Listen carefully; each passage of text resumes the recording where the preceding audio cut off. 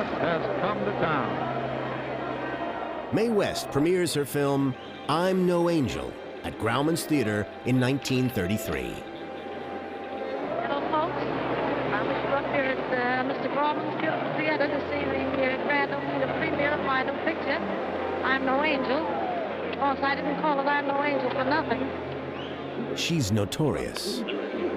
Her play, Sex, was a hit on Broadway, but she was prosecuted for obscenity and jailed for 10 days.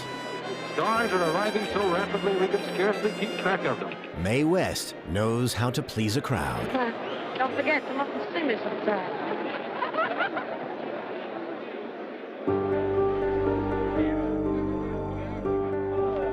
Conservative religious groups decry her portrayal of sex on screen. They want to stop what they see as a trend towards glorifying sex and violence in films.